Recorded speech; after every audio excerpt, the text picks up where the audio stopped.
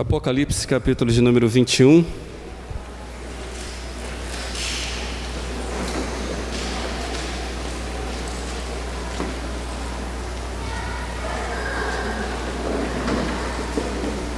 Apocalipse, último livro das Escrituras Sagradas, capítulo de número 21.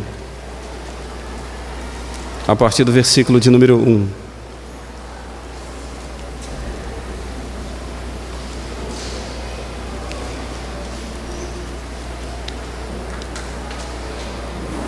Diz assim a palavra do Senhor: E vi um novo céu e uma nova terra, porque já se foram o primeiro céu e a primeira terra, e o mar já não existe. E vi a santa cidade, a nova Jerusalém, que descia da parte de Deus, adereçada como uma noiva ataviada para o seu noivo. E ouvi uma grande voz vinda do trono que dizia: Eis que o tabernáculo de Deus está com os homens, pois com ele habitará, e eles serão o seu povo, e Deus mesmo estará com eles. Ele enxugará de seus olhos toda lágrima, e não haverá mais morte, nem haverá mais pranto, nem lamento, nem dor, porque já as primeiras coisas são passadas. E o que estava sentado sobre o trono disse: Eis que faço novas todas as coisas. E acrescentou: Escreve, porque estas palavras são fiéis e verdadeiras. E disse-me ainda: Está cumprido. Eu sou o Alfa e o Ômega, o princípio e o fim. Quem tiver sede, de graça lhe darei de beber da fonte da água da vida. E aquele que vencer herdará estas coisas, e eu serei seu Deus, e ele será meu filho. O novo céu.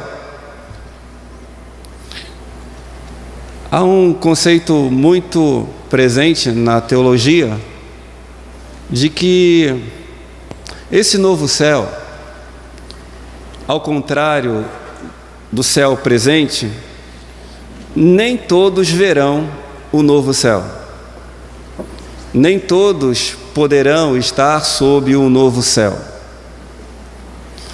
Ao contrário do céu presente, do céu atual, independentemente de que tipo de comportamento a pessoa tenha, se é moralmente correto ou se é moralmente incorreto, se tem fé em Deus, se não tem fé em Deus, não importa nesse primeiro momento. O céu presente, Deus dá a todos, porque a chuva e o sol brilham e caem sobre os justos e os injustos. Entretanto, o novo céu, esse que a palavra está dizendo aqui, que onde não haverá mais pranto, nem dor, nem morte, esse novo céu, infelizmente, para alguns, mas felizmente para outros, nem todos, ou diria, segundo a palavra de Deus, que é um caminho estreito, muito estreito, a porta é muito estreita para esse novo céu, nem todos, e por que não dizer a maioria dos homens não estarão no novo céu. Na carta que Pedro escreve, na segunda carta, nos mostra algumas coisas muito interessantes acerca de alguns pressupostos para entrarmos no novo céu. Eu creio que esse seja o anseio de todo ser humano no seu interior. Às vezes ele não consegue perceber isso, que nós somos voltados para o novo céu, mas certamente é o desejo do Pai, é o desejo de Deus, que todos os homens sejam salvos, que todos os homens venham ao arrependimento, em última análise, que todos os homens possam entrar e viver sob o novo céu. Mas o apóstolo Pedro nos dá algumas características, alguns pressupostos para os quais nós precisamos atentar, para que possamos ter mais gente sob esse novo céu, nesta nova terra. Em 2 de Pedro, capítulo 3, é bem próximo do Apocalipse. Se você voltar um pouquinho, você vai ver as 3 cartas de João, e voltar mais um pouquinho, você vai encontrar o livro de Pedro, 2 de Pedro.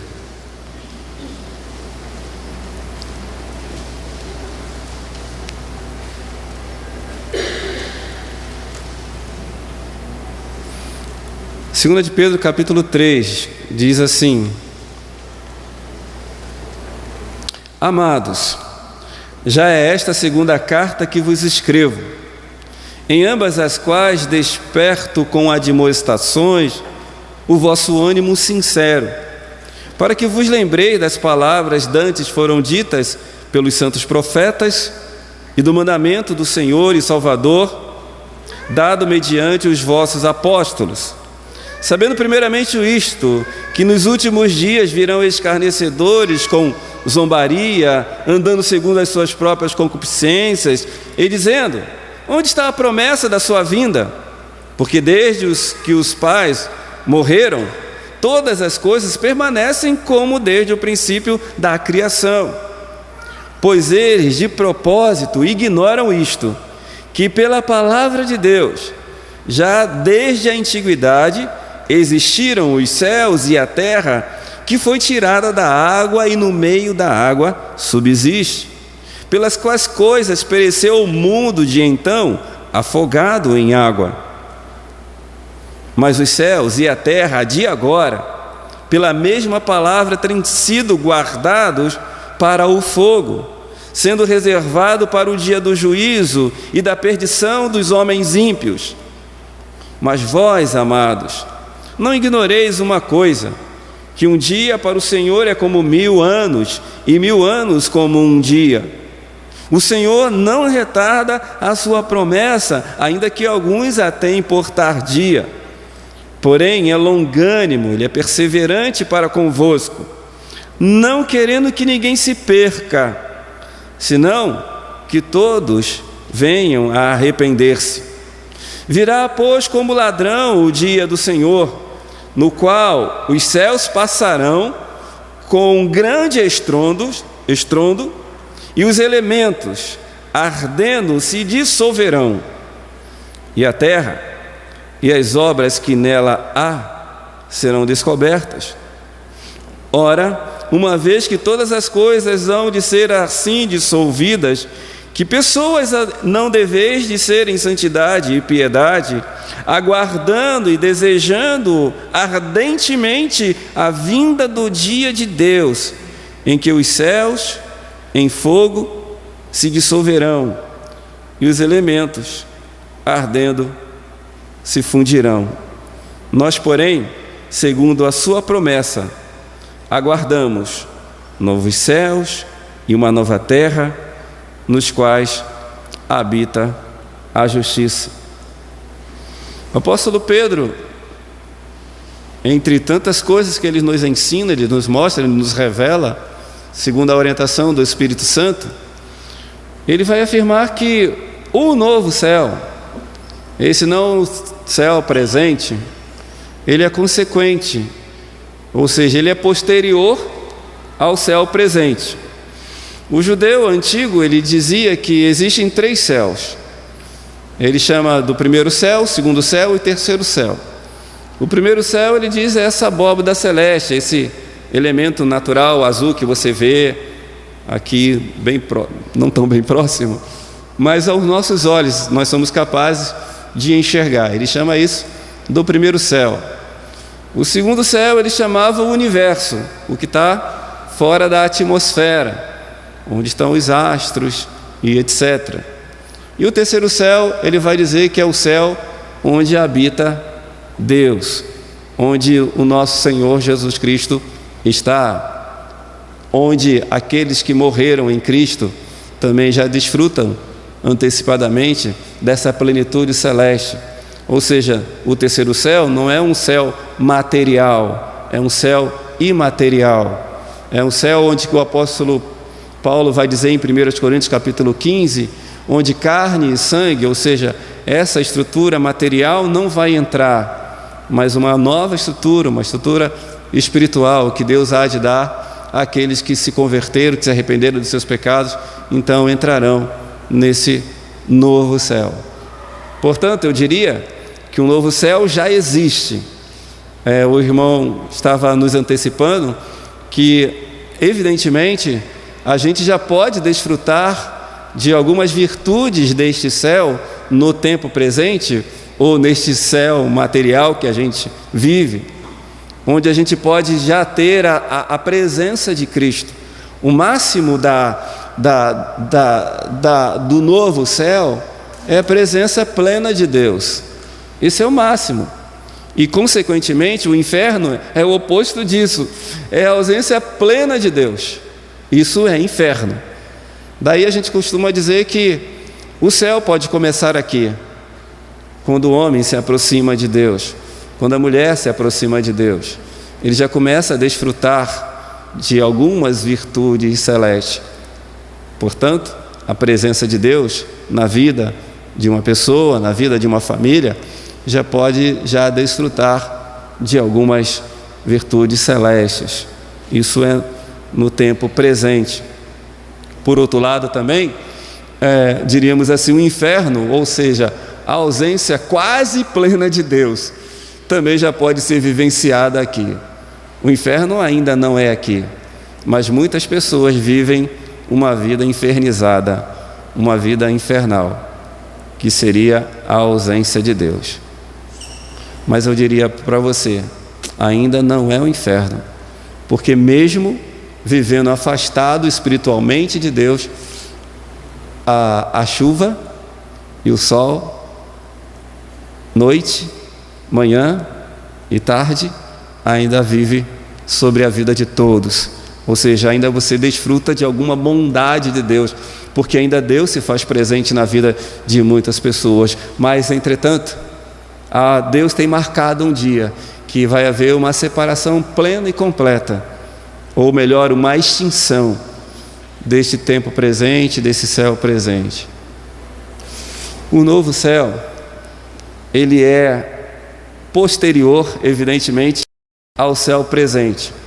A palavra afirma que esse tempo presente, esse céu presente, esse mundo presente, ele foi criado por Deus.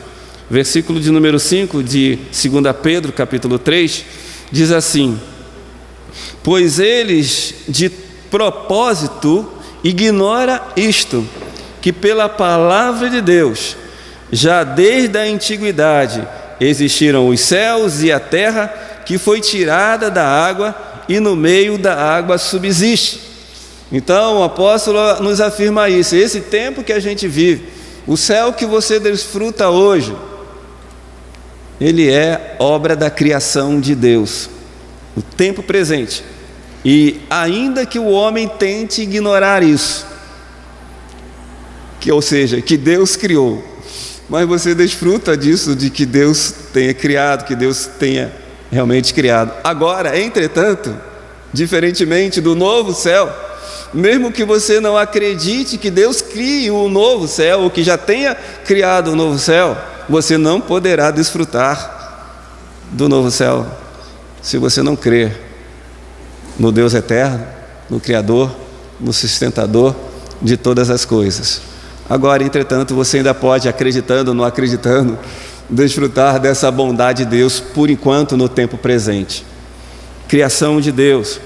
Versículo de número 6 diz assim, que esse tempo, esse céu, por um momento, ele foi extinto, ou melhor, os que habitavam nesse céu, sob esse céu, pereceram. Versículo 6 diz, pelas quais coisas pereceu o mundo de então afogado em água.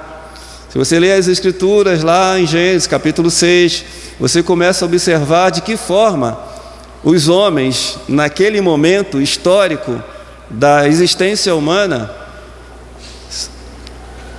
praticamente todos foram extintos da face da terra, excetuando 8 pessoas, a família de... vocês estão prestando atenção. Essa é uma desculpa quando você esquece alguma coisa. Não esqueci não, estou brincando. Noé, eu falei 8 pessoas, acho que eu coloquei no número. Mas poucas pessoas foram salvas, família de Noé. 8 pessoas. 3 filhos, 3 esposas e Noé e sua esposa. 8 pessoas. Apenas 8 pessoas foram salvas. Prestou atenção? Dos milhares e milhares que existiam, apenas 8 pessoas conseguiram ainda permanecer sob este novo céu.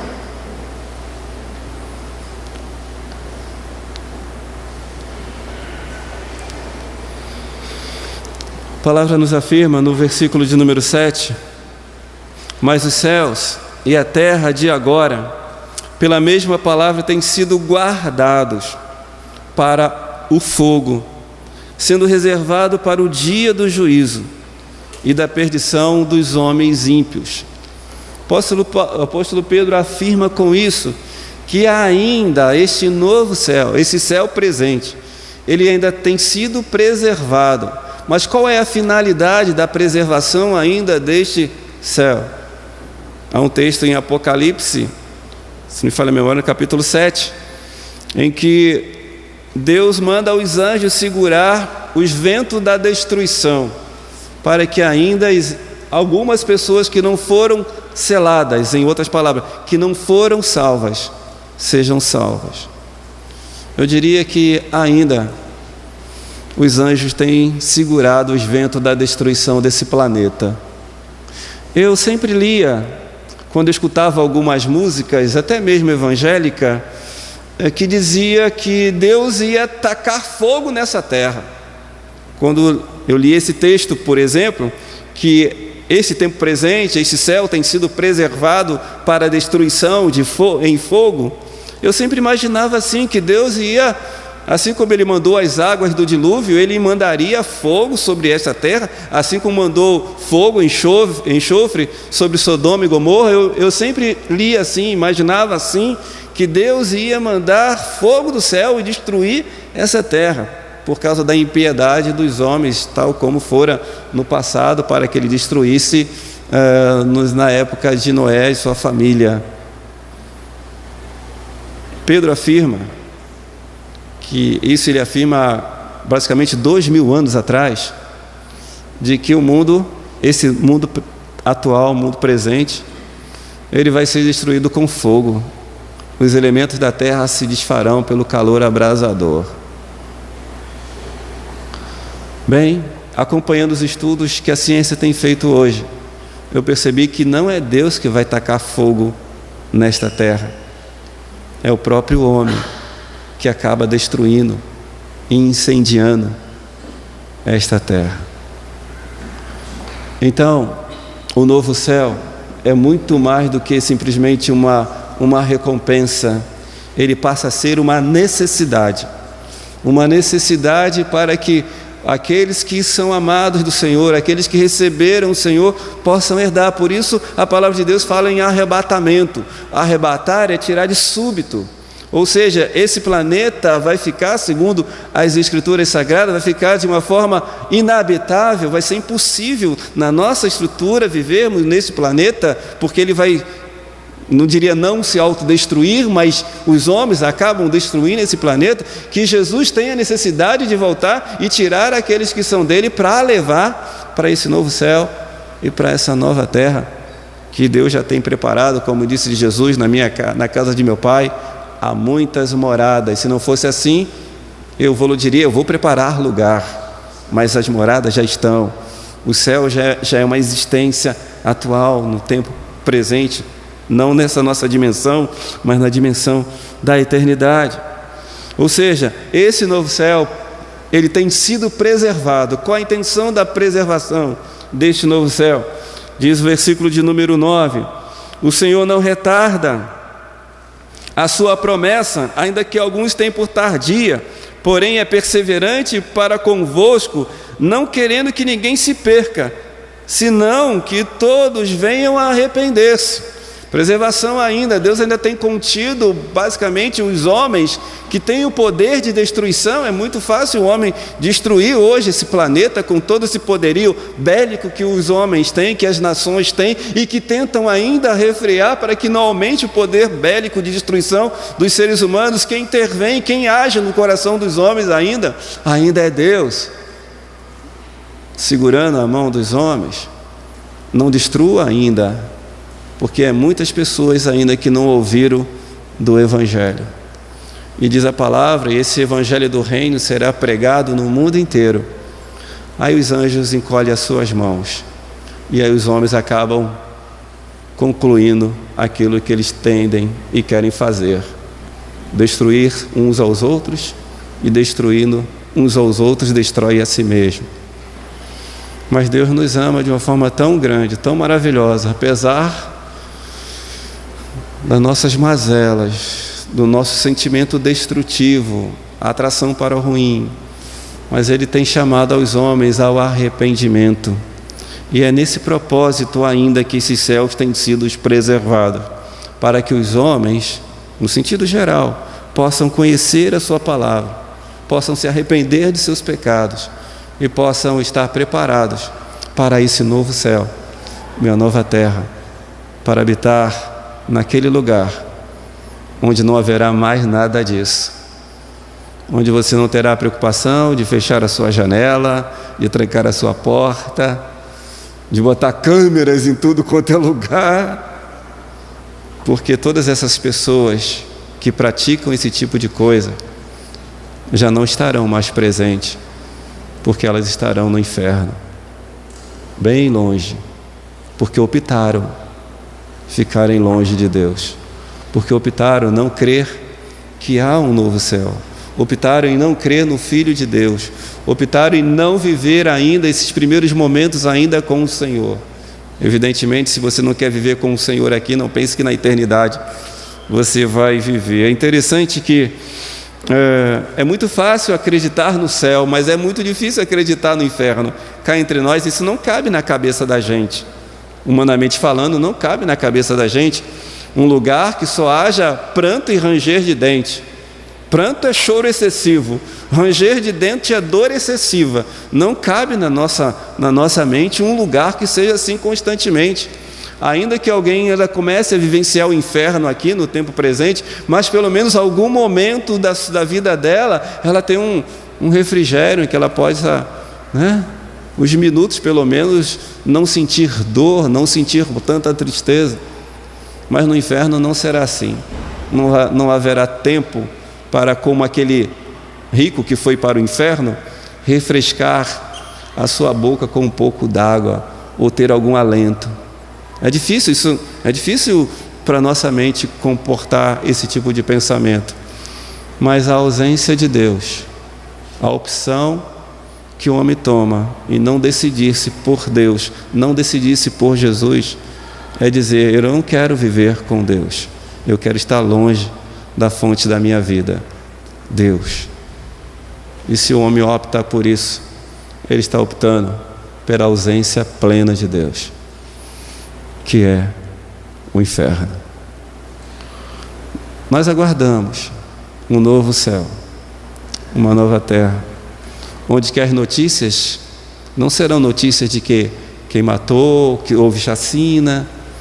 Não haverá esse tipo de notícias nesse novo céu, porque lá há a plena justiça, há pleno amor, há plena luz e há abundante alegria, porque assim o Senhor tem preparado as nossas vidas. E todos aqueles que certamente entregaram suas vidas a Cristo, eles têm um anseio, ele tem um desejo, ele almeja alguma coisa, e precisa almejar isso. Se você está com saúde boa espiritual, gosta de ler o Apocalipse nos últimos versículos, que ele vai dizendo, no capítulo de número 22,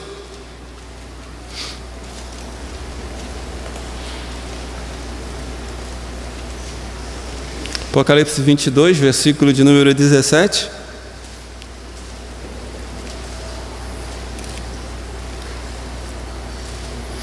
Diz assim: e o Espírito e a noiva dizem: vem. E quem ouve, diga: vem. E quem tem sede, venha. E quem quiser, receba de graça a água da vida. O Espírito está dizendo: vem, Senhor Jesus. A igreja diz: vem, Senhor Jesus. Em outras palavras, vem, novo céu, vem, nova terra. Porque nós não aguentamos mais viver no mundo tão inseguro quanto este. Porque fomos criados não para a tristeza, fomos criados não para a morte, fomos criados não para a insegurança, fomos criados para a paz, fomos criados por Deus para a alegria, fomos criados por Deus para a harmonia, fomos criados por Deus para a vida eterna. Esse é o anseio da nossa alma, esse é o anseio do nosso coração e de todo aquele que realmente busca a comunhão com Deus. O mundo começa a se tornar insuportável, porque nós não nos conformamos com este mundo. Nós não nos conformamos com notícias de pessoas que tiram vidas de outras pessoas. Isso nos faz mal, isso faz mal a Deus. E nós queremos esse novo céu e essa nova terra, onde habita a plena justiça, o pleno amor, a plena paz, a plena presença de Deus. Que você um dia possa estar lá com a gente. Mas como o apóstolo Pedro disse, ele tem preservado esse planeta ainda. Em última palavra, ele tem preservado ainda a sua vida, para que você se arrependa dos seus pecados, mude o rumo da sua vida e decida-se por Jesus. Eu diria, não decidir-se por Jesus é dizer não para Jesus, é dizer não para Deus, é dizer não para a vida eterna, é dizer não para o céu. Só há um caminho para chegar ao céu: Jesus, Jesus, Jesus.